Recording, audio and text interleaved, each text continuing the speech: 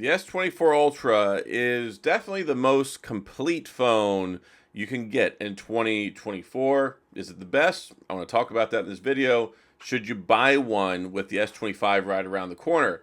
That's another thing we want to talk about here. But if you're interested, got a link in the description. They're still having their cyber deals on Samsung's website.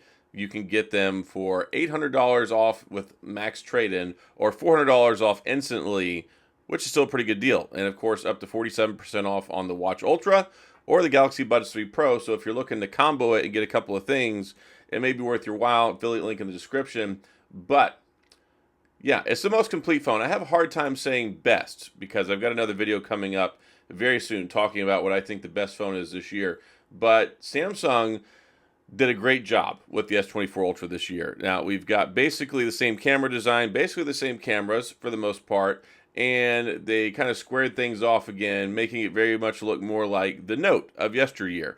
Because if you remember back in the day, the Galaxy S series had the rounded appearance, no S Pen, and then it died, and we turned the Note into the Ultra. So, no more Note, but basically it's the Note, right? The only things really missing, of course, are you don't have the expandable SD card slot support anymore, which I hope they bring back one day, but of course they never will. No headphone jack, but Snapdragon 8 Generation 3, 200 megapixel camera, S Pen, you've got DeX, you've got wireless DeX, 12 gigs of RAM, starts at 256 gigabytes of storage, and it's got 7 years of support, 7 years operating system update, 7 years of security patches. We haven't seen the first update yet, because Android 15 is going to be released with One UI 7 in January. Whenever the S25 comes out, you got Galaxy AI, you got some titanium in here, and some pretty decent colors, I think. And like I said a few minutes ago, you can get it $800 max trade-in credit. So if you trade in an S23 Ultra, they'll give you $800, making the phone $400. That's very, very appealing if you got a phone that's basically almost 2 years old, and they'll give you $800 for a phone that originally cost $1199.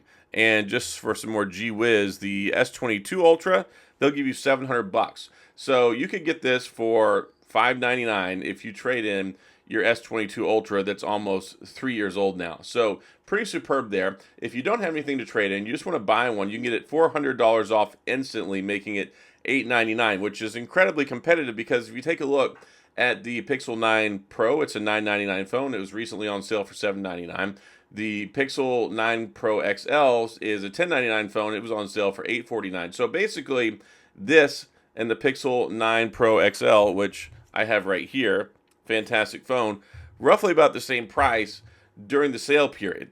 And those two phones, I have a Clash of the Titans video for Android coming out very soon because I want to detail that and talk about which one I really think is the best, because both of them have a lot of appealing things. But if you've been in the market, if you've been waiting, the end of the year, there's all these sales, these deals. If you missed out on Black Friday, there's still an opportunity to get a pretty good deal on it. You can't get the 512 for the same price anymore, but you can still get the 256, which is mostly adequate for most people. So, performance, top notch. I mean, it doesn't have the Snapdragon 8 Elite, but this phone is almost a year old. And one thing that never ceases to amaze me when it comes to the Samsung phones, they always come out first in the States. It's like the first big flagship phone for the year. I mean, they used to come out in like March, February. Now they're coming out in January. So basically, you start the year off on the right foot with a phone that's still in conversation for phone of the year a year later when everybody else catches up. I mean, this phone is still king of the ropes whenever the iPhone comes out, the Pixel comes out. So you never really can go wrong picking up a Samsung phone. And they've done a lot of great things. You've got power, you've got performance, you've got AI, you've got improvements over last year's Snapdragon 8 Generation 2. They've done a great job offering you flagship level performance, and you're not really having to deal with heat. You get all-day battery, and you've got some pretty cool stuff that's unique to this phone. So if you get a Galaxy S24 Ultra, you get DeX, which I've talked about a lot recently because it's basically the only phones that you can get, the Samsung phones that have this desktop software where you can use it wirelessly connected to your TV, and essentially you use the screen as a mouse pad. But if you want, you can actually connect to Bluetooth like a keyboard. You can connect the mouse to it. You can use it as a portable computer. I mean, not just a portable, like it's already a computer basically, but like a portable desktop, which is pretty insane. A lot of people don't realize you can do that.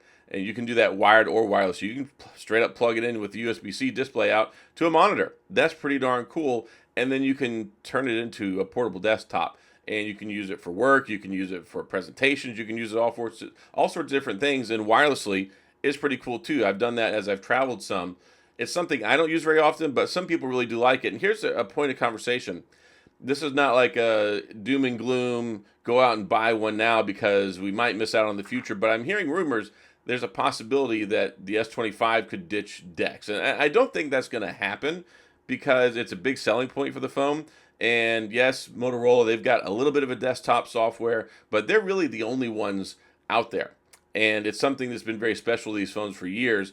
And then on top of that, you get the S Pen. And the S Pen is something that I really appreciate. Even back when we had the S Series Ultra, we had the Note, I always gravitated towards the Note because you get this, the S Pen. And it's something that's great for taking notes. It's something that's great for drawing, interacting with the phone. It makes you feel like you've got a portable tablet in your hand. And it's an interesting conversation because we have the Z Fold, right? We have the Z Fold 6. It also has an S Pen you can use. And it's something more akin to having a normal phone, but then a tablet. But a lot of people don't like that smaller screen experience. And I've got mine right here.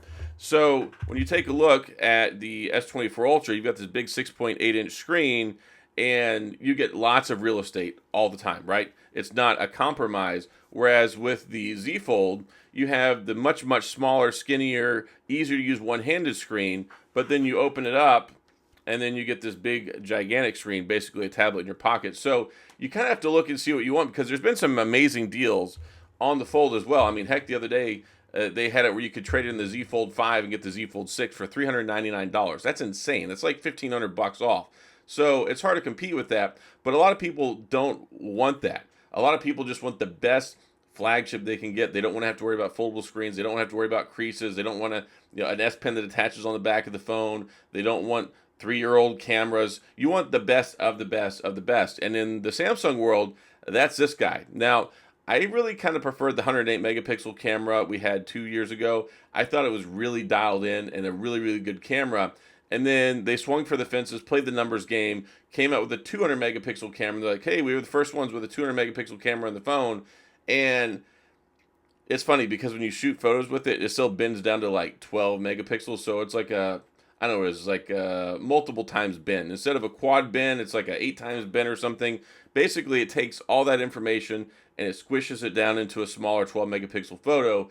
Because if you shoot an actual 200 megapixel photo, that sucker is a pretty massive file size. So it's good. It starts with 256 storage. Luckily, I got the 512 because I did the reserve your pre-order, or I pre-ordered it when it first came out. And that's one thing Samsung likes to do. And if you're waiting to get the S25 series, that's always a nice benefit because when we get the pre-orders, they'll have good trade-in deals. They'll give you like double the storage, discounts on the Samsung Care and things like that. So they always try to make it lucrative, appealing. They really want to get a lot of sales in the first week or two when they first come out. And then they're kind of aggressive with the sales throughout the year. And right now, like I said, $800 trade-in credit. That's good. Max trade-in credit. $400 instant rebate. That's also really good too with the either-or proposition. Some people don't have a phone to trade in, but you don't want to go finance through a carrier. Being able to get this phone for $899 is a really good deal. But it's hard to look at this and go, well, definitively should I buy this? Because we know the S25 Ultra has a Snapdragon 8 Elite processor. It's taken things to the next level. And if you don't know much about the Snapdragon 8 Elite processor, it's a 3 nanometer chip instead of a 4 nanometer chip, and it takes the power to the next level. This is a 3.36 gigahertz chip. The Snapdragon 8 Elite tops out at 4.3 gigahertz. So a whole gigahertz more power under the hood, but it's also got 40% better hardware-based ray tracing, 40% better power efficiency. So it's crazy how just that step in 1 nanometer going from a 4 to a 3 and then jumping up in that level of performance is pretty cool. So I think it's going to be an exciting phone, but here's the thing. You might need a phone now. Maybe you dropped your phone. Maybe you're walking around with a broken screen. Maybe you wait till the end of the year and you're like, all right, I finally ended my carrier deal's finally up. I don't want to wait till another month or two. I want to strike while the iron's hot. And I don't think you can go wrong with this phone. If you want a big phone with a big screen, with the S Pen, with a big camera, that's everything about this phone. That's why they call it the Ultra. Everything is big, big, big, big. and they take everything to the extreme, to the next level, and they're really good at doing this. They've been making these phones every year for many years now, and they created the whole phablet industry. They were the first ones that got that big over 5-inch screen, at least mainstream wise, that took off, and they kind of defined the category, and they've been leading the way ever since. So it's really hard to say, you know what, you shouldn't buy one. But it's one of those things where, okay, do we wait or do you go ahead and get one now? And I think that has a lot to do with what you need right now. And also, here's the other thing. A lot of people worry about new phones when they first come out. Some people think, hey, you shouldn't buy one until it's been out for 4 to 6 months so they can work out the kinks, so they can get the bugs out of the system. You've got One UI 7s coming out. So they're launching the phone with One UI 7. If you're not familiar, One UI is their version of Android. Like if you take a look at One UI, it looks vastly different than what you get with the Pixel. Like the Pixel is what we consider stock Android, which it's not really all that stock anymore because Material You and all that stuff, they've really changed the game up, and it looks really nice. It's nice, it's clean, it's fast, it's smooth. You've got Gemini built straight into it, cooked into it. And of course, you got Gemini with Samsung as well, with Galaxy AI. And Galaxy AI has a couple things that I think they polished and refined even better than Google. So, from an AI perspective, you're going to get the latest and greatest cutting edge AI features. And yeah, you get Samsung's take on Android.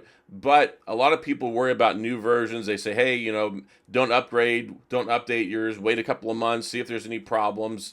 Largely, there's not really an issue. I've never really had anything critical happen other than with the Pixel 6 when Android 12 came out, and we had some problems there, right? But by and large, it's usually a pretty good experience, so I don't worry too much. Samsung's been doing this for a while, and it is a little frustrating that they're not going ahead and pushing out One UI 7 to this now. You can get it in beta. You can test it out if you want, but for the main official release, it's not coming out until January. So, yeah, you can't go wrong with this phone, but again, dialing in to seeing what your specific needs are. If you can wait, go ahead and maybe wait because it's going to be a better phone technically, or at least on paper, but maybe you don't trust the new one. Maybe you don't want to wait for the new one. Maybe you need one now. Maybe you've been sitting around waiting and watching all year, seeing the reviews, seeing the deals, seeing the sales, and you want to go ahead and get a new phone because you're in the market. I don't think you can go wrong getting this because it's such a good phone. It's tried and true. It's proven. It's worked out a lot of the kinks throughout the year. And you're still getting almost 6 years of support left still, right? So it came with Android 14. You're going to get Android 21 on this phone. That's just insane to think that you're going to get still all those updates, security patches. And Samsung has been really good for the last couple of years. They basically established themselves as numero uno, number one in the update and the software security, like the software update department, all that stuff. And of course, you've got Knox Security on here and the whole suite, along with the Galaxy apps and all that stuff. I like it, and I think a lot of people do like it. There's a lot of trust here. There's a lot of people who like the Snapdragon experience. If you take a look at the Pixel, I think the Tensor 4 is just fine. But some people don't like it, and they like the reliability. They like that extra power. They like knowing you've got that Snapdragon for Samsung, Snapdragon for Android experience. And there's nothing wrong with the Snapdragon 8 Generation 3. It's fantastic. It's super powerful. If you like to do your gaming, all that great stuff, there's a lot of optimization here that takes advantage of it. And you've got a nice 2600 nits brightness screen. Plus, you've got the anti-reflective coating, which is something that really no other phones have, and it really helps reduce the glare, giving you a better image and picture on the screen. They fixed the contrast saturation issues within about 2 months after it came out, to where you can control the vibrancy and the vividness of the screen. You can go in the settings and adjust it and make the color saturation stronger or weaker, however you want to make it look more natural to give it that Samsung pop and flavor. So overall, it's been a great phone. I've had this phone since day one. I got it. I bought it with my own money. This is not something that Samsung sent to me. And it's just, like I said earlier, it still amazes me at the end of the year, we're having this conversation where, yeah, you could consider this phone of the year, and I don't think you would be wrong. I think that's a very fair play and assessment to make because it has the best of everything, and it has experiences that you can't get with other phones, namely the S Pen, namely DeX. And I know DeX is not a big selling point for most people, but having the S Pen is really nice because it's great to use it with the phone. And like I talked about earlier, you don't have those compromises like you do with the Fold. You don't have that smaller front screen. You don't have a crease in the middle if you open it up. You don't have a basically a plastic screen that you have to worry about damaging. How well is it going to hold up? I mean, it's rated to hold up for 7 years with the, how many times they've tested it for opening and closing it. But inevitably, I always see someone in the comments somewhere. It's like, oh yeah, mine cracked, mine did this, mine did that. And you get a manufacturer's warranty. It's good for a year. But yeah, do you want to have to worry about that? Are you concerned about that? Or you just want this massive big screen all the time? And then you get the S Pen Bay. You can put the S Pen right in the phone, take it out, and great stereo speakers. And I think the Samsungs with their Bluetooth codecs and all that stuff, and with the Dolby Atmos, I think you get the best experience basically out of any phone that I've tested year over year with Dolby Atmos in these phones. It takes it to the next level. And then if you want to take your video to the next level, you can even do 8K video at 30 frames or 24 frames per second, which is pretty neat too if you want to dabble in that stuff, but it takes up a lot of space. Those are some large videos. But anyway, so great phone, contender for phone of the year, great value, great sales right now, and it really boils down to, do you want something that's reliable, tested, true, been out for almost a year, has some great deals on it, or do you want to wait for the S25, which of course I couldn't blame you, but ultimately it's what you need. Do you need a phone? Do you like the deals? Do you feel comfortable with this one? Do you want to avoid having any concern when the new phones come out and different things like that? And who knows what the trade-in value is going to be when they come out, right? It's always something that's up to speculation. Some years it's good, some years it's not as good. So do you want to take the guaranteed thing right now? Or even there's some decent carrier deals and stuff as well. So it really boils down to what you're looking for. Do you want to wait, or do you want to get one that's right now? But I wanted to come and talk about it because if you do want to get one right now, you're not really doing yourself a disservice, because this phone is going to be good for years and years and years to come. So that's all I've got in this video. If you have any questions, comments, gripes, concerns, complaints, all that stuff, please go to the comment section. I'll do my best to get back with you. If you enjoyed the video, if you found this helpful, if you enjoy this stuff, please hit the like and the subscribe button and the little notification bell if you want updates when new videos come out. And as always, thanks for being here. I appreciate you watching. I'll see you guys next time.